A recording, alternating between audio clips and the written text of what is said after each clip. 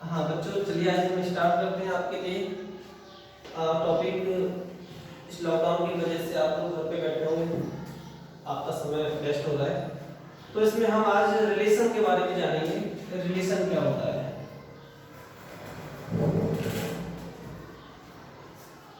तो रिलेशन को हम समझेंगे कि रिलेशन क्या है, संबंध। तो आप सभी जानते हो कि जो रिलेशन है उसमें, जैसे आप जानते हो अपने परिवार में बहुत सारा रिलेशन होता है। जैसे एक पिता पुत्र का भी एक संबंध है, स्कूल के अंदर एक टीचर और स्टूडेंट का भी एक रिलेशन है। तो रिलेशन जो होते हैं वो अनेकों तरीके से होते हैं। तो आज हम रिलेशन के बारे में जानेंगे कि रिलेशन क्या है। इसमें सबसे पहले हम समझेंगे, एक होता है क्रमिक युग्म। तो सबसे पहले हमें ध्यान देना है क्रमिक युग्म। क्रमिक युग्म क्या है, इसमें सबसे पहले हमें समझना है, मान लीजिए कोई भी रिलेशन आपको दे रखा है और जो रिलेशन है उसे हम आर से डिनोटेट कर देते हैं। किससे? आर से। आर से डिनोटेट करेंगे और उसको लिख देते हैं ए कॉमा बी। इसका मीन्स हो गया R belong to A B, या आर जो है वो ए बी है। इसका मीन्स है ए का रिलेशन बी के साथ है। ए का रिलेशन किसके साथ है? बी के साथ है। तो यहां से ये पता चल गया, ये जो क्रम है, अगर हम इस क्रम को बदल नहीं सकते, परिवर्तन नहीं कर सकते, तो ये क्रमिक हो गया।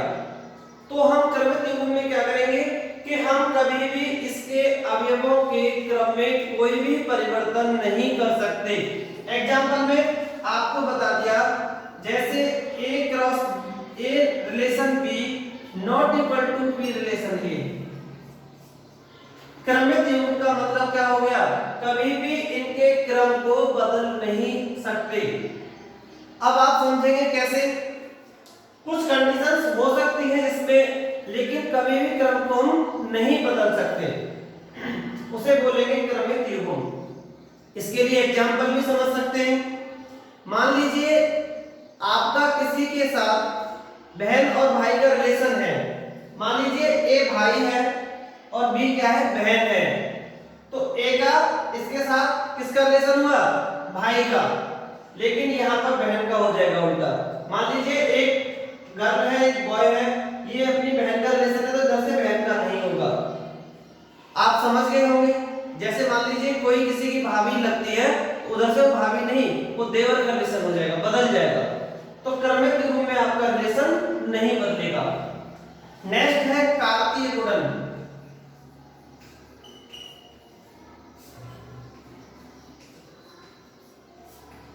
इसको समझेंगे। इसमें आपको ए और बी को जिस तरीके से हम मल्टीप्लाई करते हैं, जैसे कार्तीय गुणन में क्या करना है आपको, इसमें आपको ए क्रॉस बी फाइंड करना होता है। कैसे फाइंड करना है? मान लीजिए ए के पास एलिमेंट है 1 2 और 3 है, एंड बी के पास कुछ एलिमेंट है, जैसे मान लीजिए ए बी है। तो आपको कार्तीय गुणन में ए क्रॉस बी फाइंड करना है। ए क्रॉस बी को 1 2 3 cross,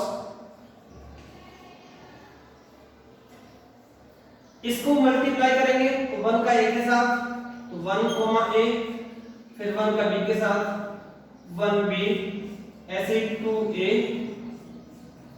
2 B and 3 A and 3 B, sorry ये बी है। तो ये हो गया आपका कार्तीय गुणन।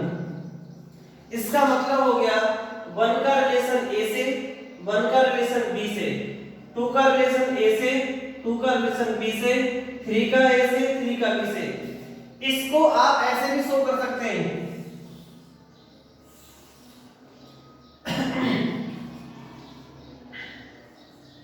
ये हो गया। तो 1 का रिलेशन ए से, 1 का रिलेशन बी से, 2 का ए से, 2 का बी से, 3 का ए से और 3 का बी से। ये भी हो जाएगा। ये आपका हो गया कार्तीय गुणन।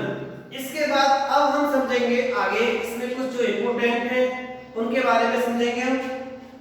तो इसमें अब हम संबंधों के टाइप समझेंगे, संबंधों के प्रकार क्या है।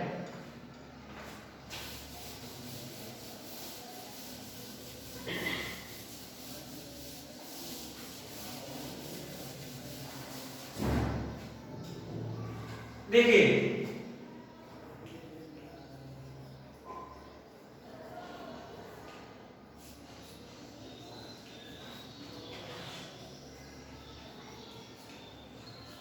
संबंधों के प्रकार, तो अब हमें समझना है, पहले नंबर पर आता है एक रिक्त संबंध। नाम से पता चल गया होगा, रिक्त संबंध। रिक्त मतलब एम्प्टी, खाली, नल, नल सेट। तो ये हमें समझना है कि ये क्या है। तो रिक्त संबंध क्या होता है, इसके अंदर आपके जैसे कोई ए है, उसके अंदर कोई भी अवयव नहीं होगा, ए का कोई भी अवयव नहीं होगा। इस कंडीशन में आपका जो ए होगा वो आपका फाई होगा। मतलब आपके जो भी रिलेशन है उसमें कोई भी रिलेशन नहीं होगा, तो आर का जो रिलेशन बनेगा वो फाई हो जाएगा, खाली हो जाएगा। एक होता है सार्वत्रिक संबंध, जिसके अंदर सभी आता है, यूनिवर्सल सेट। लेकिन अब हमें कुछ समझना है, सबसे पहले हमें समझना है एक स्वतंत्र संबंध, स्वतुल्य संबंध। स्वतुल्य संबंध, इसका मतलब हो गया आपको, अगर मान लीजिए अगर ए है और ए का रिलेशन ए के साथ है, इसके अंदर आता है जैसे ए ये बिलोंग करता है आर को, तो ये स्वतुल्य है, मतलब सेम सेम आ जाएगा, तो वो स्वतुल्य रिलेशन हो जाएगा। कैसे, मान लीजिए कुछ रिलेशंस दे रखे हैं, जैसे 1 का रिलेशन 1 के साथ, 2 का रिलेशन 2 के साथ, 3 का रिलेशन 3 के साथ, इस टाइप से अगर आता है तो उसे हम बोलेंगे स्वतुल्य संबंध। एक होता है आपका सममित संबंध, तो आपको समझना है सममित संबंध। सममित संबंध में जैसे मान लीजिए ए और बी का कोई रिलेशन है, ये आर को बिलोंग करता है, अगर इसका अपोजिट बी ए ये भी उसी को ही बिलोंग करता है, मतलब ए बी, ए का रिलेशन किसके साथ है, बी के, और बी का रिलेशन किसके साथ है, ए के, अगर उसका अपोजिट भी हो जाता है, उल्टा रिलेशन, तो वो आपका क्या हो जाएगा, सममित संबंध हो जाएगा। एक होता है संक्रामक संबंध, संक्रामक संबंध। संक्रामक संबंध में मान लीजिए यहां पर ए का रिलेशन बी से है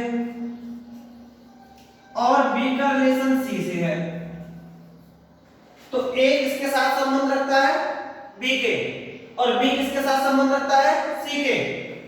इसका मतलब इंप्लाइज दैट ए और सी का संबंध भी आर से हो जाएगा। तो यहां ये कंडीशन बन जाए तो आप समझ लेंगे संक्रामक रिलेशन है। जैसे मान लीजिए ये कोई एक पर्सन है, ये ए है, ये कोई पर्सन है बी, और ये कोई पर्सन है तीसरा सी। ए का जो रिलेशन है वो बी के साथ है रिलेशन, और बी का जो रिलेशन है वो सी के साथ है। यहां समझिए, ए अपना संबंध किसके साथ बनाता है, बी के, और बी का जो रिलेशन है वो किसके साथ है, सी के। मान लीजिए ए और बी कोई भी रिलेटिव है और बी का रिलेटिव है सी, तो क्लियर हो गया कि इसका रिलेटिव ये भी होगा, तो ये कंडीशन बन जाएगी, तो आपके ये नहीं हो जाएगा। ऐसे ही अगर ये ए है और ये मान लो बी है, इसका संबंध इसके साथ है, तो इसका इसके साथ भी हो जाएगा। जैसे मान लीजिए मेरा संबंध किसी स्टूडेंट के साथ है, तो मैं स्टूडेंट बी हो गया, तो मेरा संबंध स्टूडेंट के साथ है, किसका? अध्यापक का। अब उस बच्चे का भी मेरे साथ एक संबंध हो गया, किसका? छात्र का। तो हम एक दूसरे का संबंध हो गया, स्टूडेंट का हो गया टीचर के साथ, तो टीचर का भी हो गया स्टूडेंट के साथ। ऐसे ही मान लीजिए मेरा किसी स्टूडेंट से संबंध है और स्टूडेंट का अपने घर में अपने पेरेंट्स से संबंध हो गया, तो मेरा भी उनके पेरेंट्स से संबंध हो गया। तो ये किसमें आएगा? संक्रामक में। लेकिन जो सेल्फ होता है, सेम होगा, वो आपका स्वतुल्य हो जाएगा।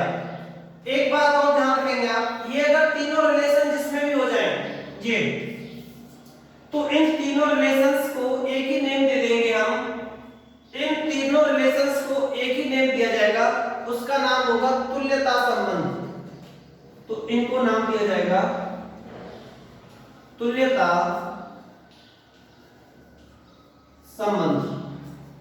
तो ये ध्यान देंगे, अगर किसी भी क्वेश्चन में ये सारी कंडीशंस फॉलो हो, 1 2 3, कौन सा? स्वतुल्य, सममित, संक्रामक। अगर ये सारी कंडीशंस फॉलो हो जाती हैं तो उस क्वेश्चंस में वो तुल्यता संबंध आप उसमें प्रूव कर देंगे और उसमें क्लियरली लिख देंगे कि इस क्वेश्चन के अंदर तुल्यता संबंध है।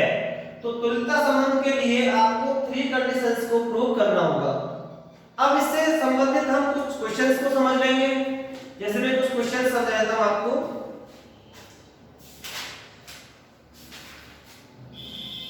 देखिए,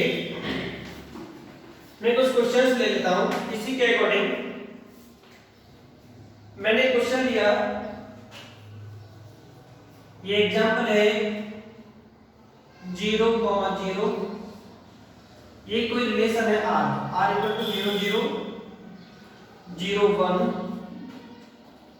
0 3 1 0 1 1 3 0 एंड 3 3। ये कोई रिलेशन है। अब आपको इसमें कोई रिलेशन बताना है, ठीक है? इस क्वेश्चन को समझ लीजिए। देखिए, सबसे पहले आप इस कंडीशंस को देखिए। इसमें a इसमें 0 0 है, तो हम लिख देंगे 0, 0 बिलोंग टू r। मतलब इसमें सेम रिलेशन आ रहा है, तो क्या हो गया? r एक स्वतुल्य है, तो यहां लिख देंगे r स्वतुल्य है। क्लियर हो गया? अब हमें ये कंडीशंस देखनी है। 0 1 है तो 1 0 है, इसमें 1 0, या 0 3 है 3 0 भी है, कोई भी दिखाएंगे आप। जैसे 0, 3 बिलोंग टू r, इसका अपोजिट भी है इसमें 3 0 बिलोंग टू r, तो लिख देंगे r सममित है। अब लास्ट कंडीशंस को और देखना है। ये थर्ड से मिलेगी, 0 से 3 है, 3 से 0 है, तो 0 से 0 है, 0 से 0 है।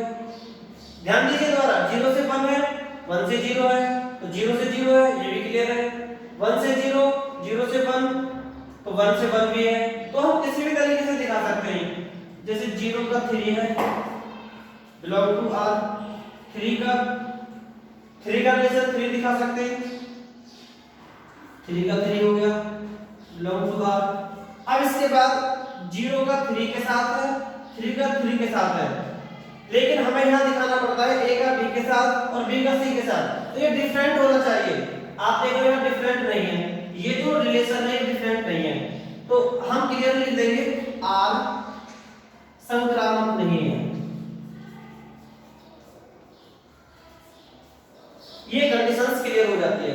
तो हमें यहाँ से ये समझना है कि इसमें रिलेशंस कौन सा है, क्या नहीं है। तो इस टाइप से आप इनको समझेंगे, नोटबुक में आप इन्हें कंप्लीटली करेंगे और जो भी समझ नहीं आएगा आप उसको पूछ सकते हैं। Thank you and have a nice day.